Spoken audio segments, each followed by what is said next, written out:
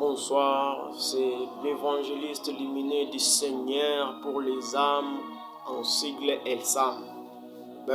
Aujourd'hui, je vais vous parler d'un thème qui dit si vous croyez. Si vous croyez, plusieurs fois dans la Bible, Dieu insiste sur notre foi, car sans laquelle personne ne peut lui être agréable. Dans les cours de français, le terme ici, c'est une conjonction qui exprime une condition et cette condition a toujours été suivie d'une conséquence négative tout comme positive. Si par exemple, on te dit si tu travailles, tu trouveras beaucoup d'argent, la conséquence est de tu trouveras beaucoup d'argent. Et la condition est que si tu travailles. Par exemple, on te dit encore, si tu ne travailles pas, tu ne trouveras pas d'argent et tu resteras pauvre toute ta vie. Voilà la conséquence négative tout comme positive. Ici, on nous parle de la foi. Qu'est-ce la foi?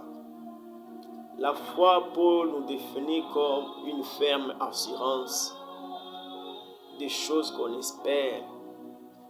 Une ferme assurance des choses qu'on espère. Une démonstration de celles qu'on ne voit pas. Il y a plusieurs fois.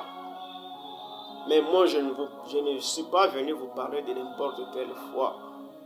Je suis venu vous parler de la foi en Dieu. La foi en Jésus-Christ crucifié. Nous allons lire notre écriture de ce soir. C'est dans Matthieu 21. Matthieu 21 à partir du 18e verset.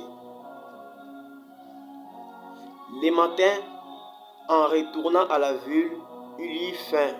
Voyant un figuier sur le chemin, il s'en approcha, mais il n'y trouva que des feuilles et lui dit que jamais fruit ne naisse de toi. Et à l'instant, le figuier sécha.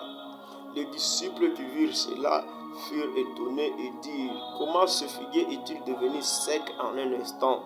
Jésus leur répondit, je vous le dis en vérité, si vous aviez de la foi et vous ne doutiez point, non seulement vous feriez ce qui a été fait à ce figuier, mais vous diriez à cette montagne, ôte-toi de là et jette-toi dans la mer, et cela se fera. Tout ce que vous demanderez avec foi par la prière, vous le recevrez. Amen. Ainsi dit la parole de Dieu. Nous allons maintenant développer ce que dit ce verset. Il était une fois, c'était Jésus-Christ sur un chemin avec ses disciples. Il eut faim, il a vu un figuier.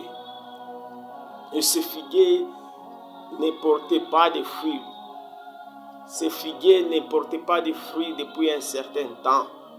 Mais Christ, en voyant ce figuier, dit directement à ce figuier, jamais de toi ne naisse fruit. Directement ce figuier fit sécher. Et ses disciples furent étonnés. Comment cet arbre, comment ce figuier peut sécher directement comme ça? Jésus leur répondit, si vous aviez de la foi et si vous ne doutiez point, vous diriez à cette montagne, ôte-toi de là. Bien-aimé, la montagne, c'est quelque chose qui est dans ta vie, qui t'empêche à voir ta destinée, qui t'empêche à expérimenter la gloire de Dieu dans ta vie. C'est ça la montagne. Dans la montagne, c'est le miracle qui est devant tes bénédictions. La montagne, c'est n'importe quelle difficulté que tu rencontres dans ta vie. Mais si tu as de la foi, si tu ne doutes point en toi, tu diras à ces difficultés, ôte-toi de mon chemin, ôte-toi de ma vie, et cela se fera. Ainsi dit la parole de Dieu. Mais bien aimé, il y a quelque chose, il y a certaines choses qui empêchent encore les miracles, qui empêchent les miracles de Dieu de s'effectuer dans notre vie, qui empêchent, après avoir fait notre prière, que nous puissions voir les fruits de notre prière. Il y a certaines choses qui empêchent ces miracles et l'exaucement de notre prière. Voilà pourquoi je vais les énumérer et les développer. La première des choses, c'est les doutes ou l'incrédulité. Les doutes ou l'incrédulité.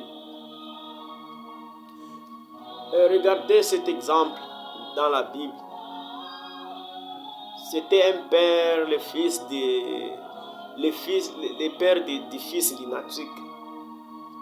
Il avait amené pour la première fois son enfant chez les disciples afin que cet esprit puisse rendre la liberté à cet enfant. Les disciples ont prié et n'ont pas pu chasser ces démons. Et une autre fois, ce papa l'a amené son fils à Jésus-Christ. Et Jésus-Christ a parlé justement. Et ce fils-là et cet enfant-là étaient guéris. Ses disciples se mirent à s'étonner. Jésus leur dit, si vous n'avez pas chassé ces démons, c'est parce que vous avez de l'incrédulité en vous. C'est parce que vous doutez en vous. Bien-aimé, un incrédule, c'est quelqu'un qui ne croit jamais. Un incrédule, c'est quelqu'un qui ne croit pas en la parole de Dieu. C'est quelqu'un qui ne croit même pas à l'existence de Dieu. C'est celui-là qui c'est l'incrédule. Donc, si tu es un incrédule, tu peux te mettre dans la prière en te déplier. Un prophète peut prier pour toi. Tu n'auras jamais le fruit de la prière. Tu ne verras jamais les miracles s'accomplir dans ta vie. Bien-aimé, en ce moment, je déclare dans ta vie que l'incrédulité puisse quitter dans ta vie. Puisque si tu te mets dans la prière avec les doutes, avec l'incrédulité, tu ne feras rien. Et la parole de Dieu dit, il est impossible d'être agréable à Dieu sans la foi. Donc, toi, si tu n'as pas la foi, tu es un incrédule, tu es une personne qui doute tout le temps. Jamais tu verras les miracles de Dieu s'accomplir dans ta vie. Voilà pourquoi cette nuit, je t'exhorte à placer ta foi dans le Seigneur et ne doute point en toi. Et la deuxième chose qui empêche les miracles, l'exaucement de notre prière, c'est l'idolâtrie.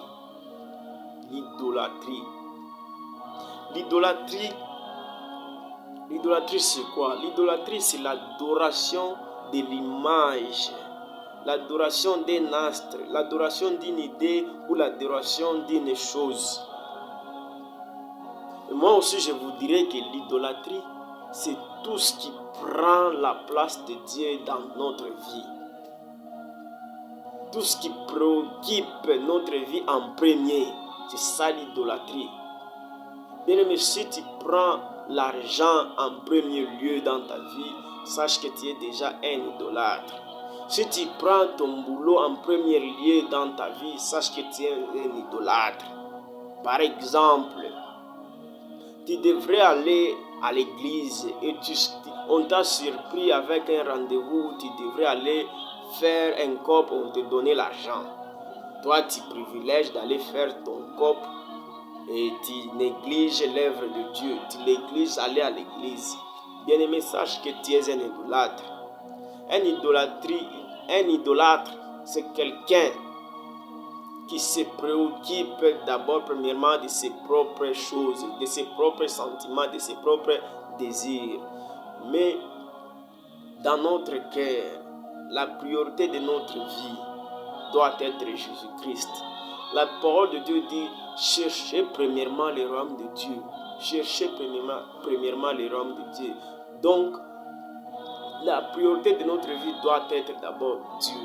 Si nous prenons l'argent, nous mettons en première position. Nous prenons nos femmes, nous mettons en première position. Nous prenons le travail, nous mettons en première position.